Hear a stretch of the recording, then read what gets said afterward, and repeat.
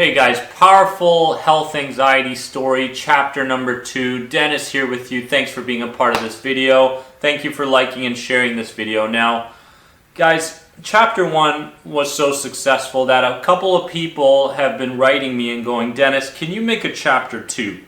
Like, can you add on what you were explaining, some of the stories that you had, some more of your experiences, your symptoms, and the things that you kind of came into discovery over. And I said, you know what, let's do it. Let's make a chapter 2 of powerful health anxiety story. Let's help more people. Thankfully, these videos and the podcasts are helping thousands of people worldwide, and I couldn't be more grateful for you guys' support and through the social media stuff. And a huge thank you to you guys and Happy New Year. So the story, guys, in these chapters, I think it's really important that I come up with some stories, some relatable stories that you guys can go, yep, that happened in my life. And through those stories, I can actually pinpoint the exact time of when I was doing something that was fueling my anxiety and when I could have done something a little bit different in that moment, and therefore change my path, head down anxiety road or head down towards freedom and being conscious of my outside world type, situation. So that's huge, and I want to start this, guys, with my Kelowna trip. Okay, if you've ever been to Kelowna, you know how beautiful it is. But on the day of our road trip to Kelowna, basically there we were. Me and Robin, my fiance, and my son wasn't born yet. This was about 8 years ago.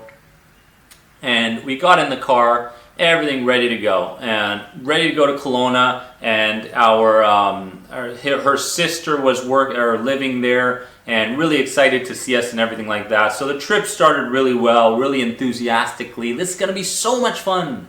And then there we go, we're in the car and we're driving about 15-20 minutes, and I started to become curious. I started to go, you know what? Oh God, Robin, there's that feeling again, that same feeling I had just yesterday, and it's coming back. I wonder what it is, and so forth. And I started to move towards what if thinking. I was like, do you think this is X, Y, Z? Do you think it's, a brain tumor? Do you think, this dizziness has something to do with me, having some kind of problem in my brain, whatever it may be? And I jumped to conclusions. And she said, you know what, everything's going to be fine. And that was the time where my support group was just starting to become educated about what health anxiety was, what a panic attack was. And they were just starting to get familiar with what the heck I was going through. Because not everybody in everyday life is going to really understand what the heck you're going through. In fact, 99% of people will have no clue. They'll tell you to relax, they'll tell you to take it easy, they'll tell you to have a beer or whatever, and you're just going, that's not going to work. So there we were, and those symptoms started to pop up. And the worst thing I did was to take action.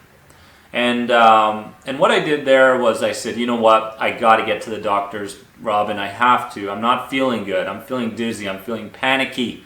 And I feel like this is the time. This is the one. Like, this is the big one. This is the one that's going to get me and end my life. So then we went to the doctors, the emergency room, and Jeff was there, right? And I got to know all the staff so well because of all my panic attacks, because of all my health anxiety episodes. I was like, hey Jeff, how's it going? And he was just give me a smirk like, Dennis, you're here again. We did, every single test imaginable for you, and yet you're still here. So, that in itself was kind of like, oh man, kind of that guilty feeling like, oh, they have to deal with me again. I feel so guilty, but on the same side, a part of my mind is telling me I should take this seriously. What are these feelings? I mean, health anxiety is health anxiety is the worst thing that someone can experience in their life. It truly is. It's right up there, right next to death. It truly is. And when you have those debilitating panic attacks, you guys know where I'm coming from. So there we were at the doctor's. It was the morning, and we spent the entire day at the emergency room.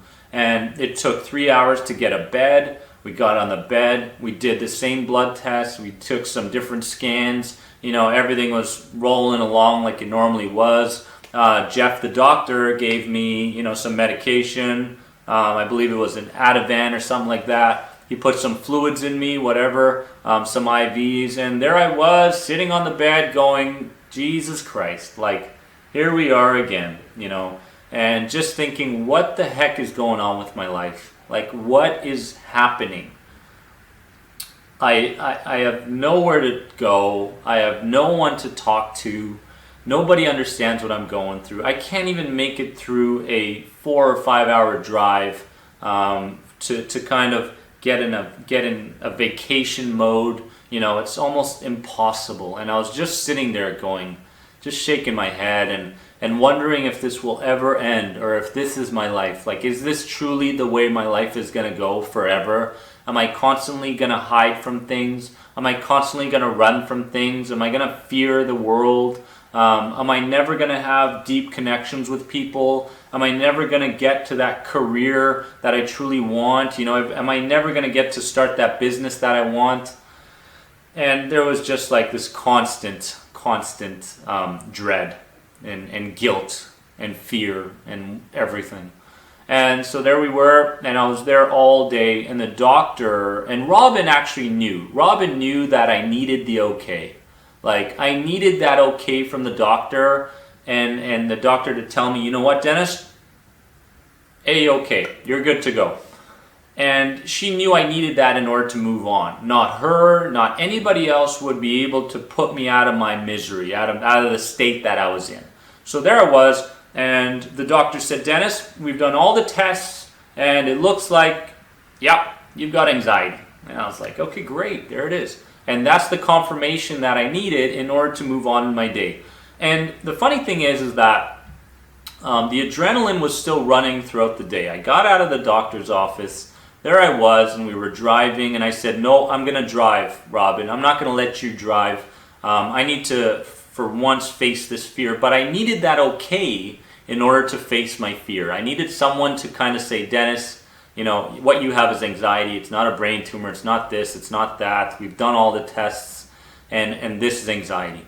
So I got the okay. I got in the car, and we started driving to Kelowna, and sister-in-law was super mad.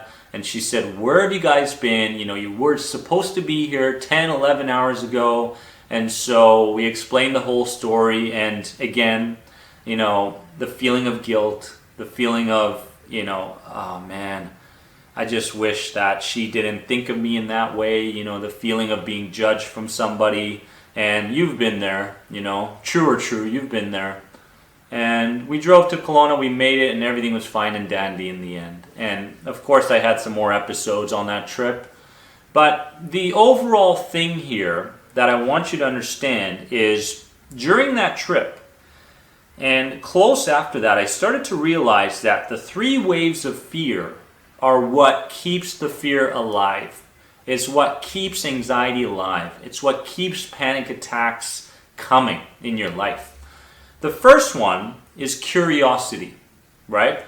So there you are, you're driving, you're on a plane, you're talking to someone, whatever it is, and you become curious, like, whoa, what? I felt my heart there, right? I'm curious of what that is. Or, wow, I have a headache. I'm curious of what that is. So the first wave of anxiety or health anxiety or panic attacks is curiosity. You become curious. Number 2 is the what if cycle. So you start to go, what if this is that? What if this is that? And your subconscious mind begins to remind you of all the things that you checked on Google that came up as the worst possible thing from those feelings. So, you may have looked up, what a headache means, and then out of 100 possibilities of what a headache could mean, your mind is going to obviously move towards the most dreaded one. The one where, it's just life-threatening, because that's what your subconscious mind tends to do. It wants to either keep you happy or keep you safe, right? And to keep you safe, it needs to move towards what's familiar, right? And what's familiar is, what Dr. Google said, that's familiar. We need to be aware of that, right? And consciously, in that moment, what do a lot of people try to do? Willpower, right? I've talked about this in the podcast a few times, guys, and I'm never going to get tired of talking about it. Most people with health anxiety try to overcome their problem with strictly willpower. I'm going to do it today. I'm not going to let panic attacks stop me from accomplishing this. I'm going to go for that drive or whatever it is. I'm going to get on that plane, right? But you and I both know how far willpower can take you by itself, right? So we talked about war in the podcast where we go, your conscious mind is devised of your willpower, your analytical self, and your rational self, right?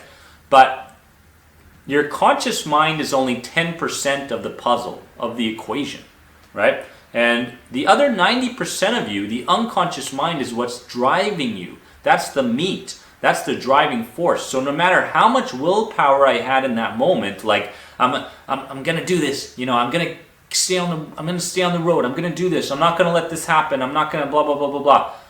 It doesn't work. Willpower doesn't work, right? So I could have done anything like that, but I needed the okay from the doctor in order to move myself towards a direction I needed to go, right?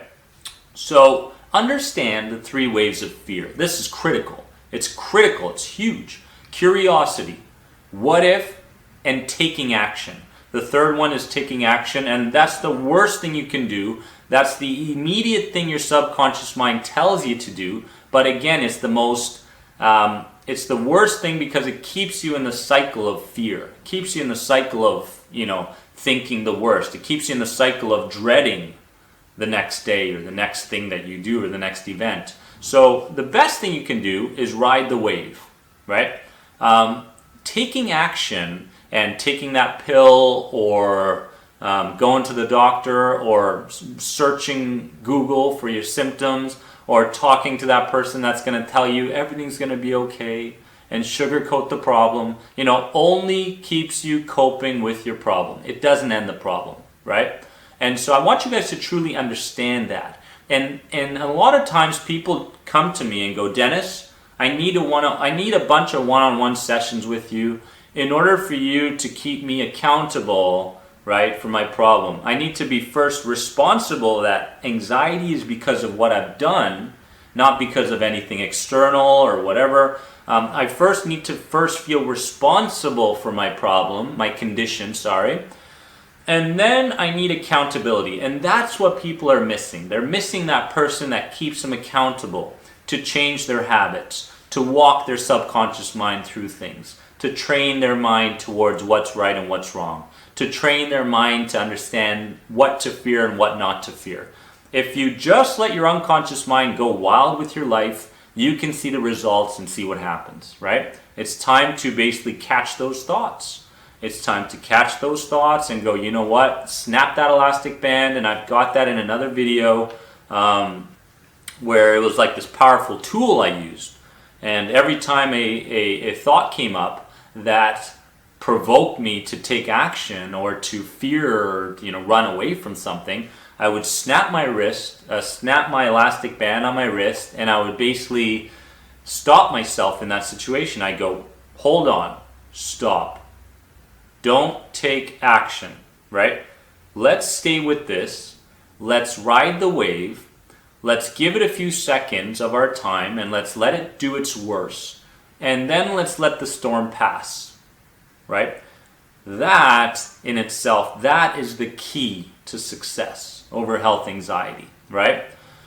And understand that not taking action is what helps you desensitize yourself from your fears, right? And to overcome those sensitized nerves and to see the world in a way where it's not a fearful place and it's not a place where, I need to really fear the unknown. The unknown is okay. We're just not familiar with it, right? The unknown is okay. If we want to start a sporting activity, right? Let's say you want to start a new sport, you want to start a new hobby, whatever it is, right? The first thing your mind says is no. Don't do it. Don't do it because people will judge you. You've never played the sport before. It's too expensive. Your mind will find a million reasons for you not to do something before it gives you one reason to actually do it. Your mind will give you a million reasons not to do something before it gives you one reason to do it, right? Your goal is to go, you know what, mind? Guess what?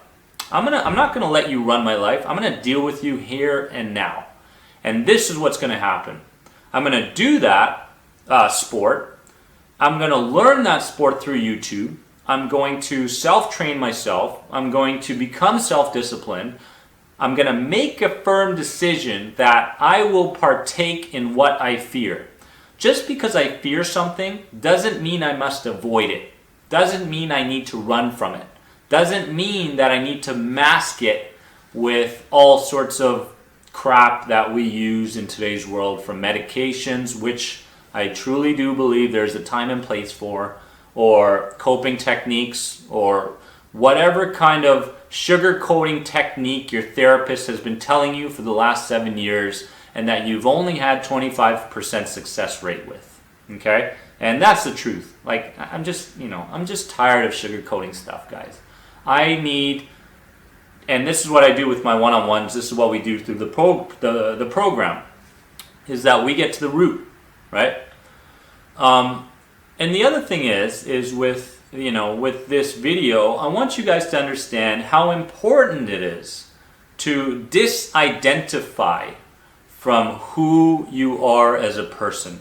With my podcast, I always talk about identity, right? In NLP, there's something called identity statements, where people talk about, they start their sentences with I am.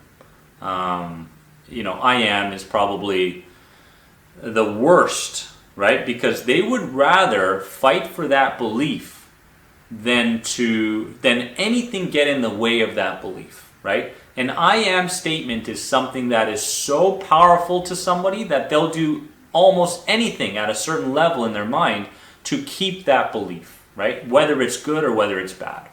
So the idea, guys, is to, and I learned this really quickly as soon as I started to do some research, as soon as I started to become knowledgeable and talk to some mentors, I needed to disidentify. So a behavior didn't necessarily mean that I was that person, right? So I did something, but it didn't mean I was something, okay? And I could be in a social event with 10 people and say the wrong thing. And there is no right or wrong in this world. We all perceive things differently. Everybody's map of the world is different. Everybody, expresses themselves differently. But in that moment, I might say something, out of the blue that someone might not like, right? And I could look at that in two ways. I could go, you know what? Now that everybody's giving me this look or this feeling that I'm feeling, and I don't feel good about it, I shouldn't have said that, right? And I go, well, that just means that I need to really, really be careful of what I say. And therefore, I shut down my thoughts, I shut down my emotions, I shut down life. When we start to beat ourselves up over things we do, we start to take away all the joy that we can experience in our lives. It just disappears, guys. It's just gone, right? What you say doesn't mean you are that person. You are not social anxiety because of something you did. It just doesn't work that way. And that's the way I view the world now, right? And a lot of people are still stuck in this idea of, being this fear of judgment, this fear of failure, this fear of success, right? And they tiptoe, right? They tiptoe from one experience to another, hoping that people won't judge them too hard, hoping that people will approve of them. And who gives a shit? Who gives a shit in the end of what people will think of you, right? And that's the attitude I bring to everyday life and what I do with people one-on-one. I go, you know what? Your suffering and your pain is all a result of giving too much of a shit, right? And when you stop giving a shit, That's when things start to go right in your life. That's when your true voice comes out. That's when your creativity comes out. That's where your true personality shines and you experience life at its fullest, right? That is what you need to deal with, right? And that is the core, right? It's the core belief. And the core beliefs start between the ages of 0 and 7. No, it wasn't that experience when you were 25 and something happened on the plane. It wasn't that. It was the sponge that you were between the ages of 0 and 7 that drove you to think in a certain way, to experience something in a certain way later on in life. That's what that was. So we need to disidentify from what we do and who we are. Okay, that's huge. Now the other question I got was that someone goes, I think it was Janet. Janet, I believe, was the one that said, Dennis, what the heck do your tattoos mean, right? And that was a really interesting question because during my health anxiety days, I was never a big tattoo person. I really wasn't. But, when you get to the point of life not getting worse, this is the bottom. This is rock bottom. You tend to do things that are so out of touch with what you normally would do or what you would think or your belief systems or your patterns you're running or the routines you do, just so you can have a moment of peace. Just a moment of peace in this chaotic, crazy world that we live in, right? Just that moment of peace. So I got 2 tattoos during the peak of my anxiety. And you probably won't be able to see it. This one here, okay, means believe. Means believe in Arabic. And I'm not Arabic, but I love the way they kind of, the writing. And it said believe. And it told me that Dennis, and remember, this is at the peak of my health anxiety. The peak.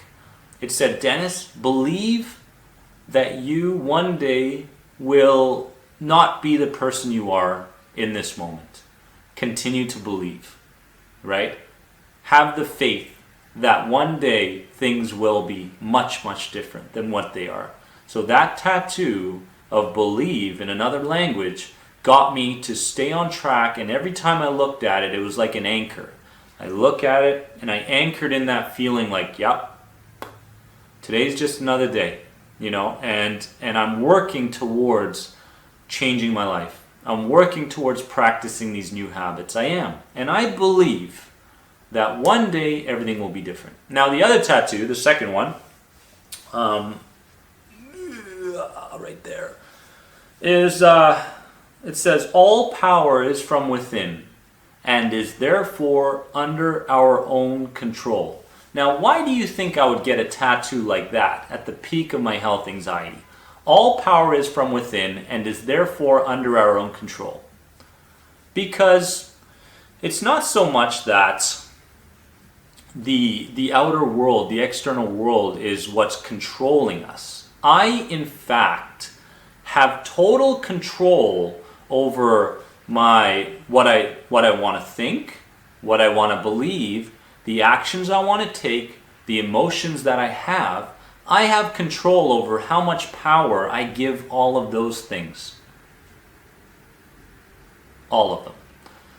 And the list goes on. So all power is from within and is therefore under our own control, right? Which means that I, in fact, once I totally understand this, and I did after some time, I got it. I totally got it. I am under control of how my life goes, right? It's not the effect, it's the cause. There's a cause, then there's an effect to everything, right? It's not that I have a panic attack, it's the chain of events that lead to the panic attack, right? And that was huge, breakthrough, life-changing breakthrough. All power is from within and is therefore under our own control. Right? Think about that. And so that's what the tattoos mean, Janet. And honestly, I get that question a lot with the tattoos, and I love it. And don't go out and get a tattoo, right? I mean, if your heart's really not in it, you're not artsy, whatever.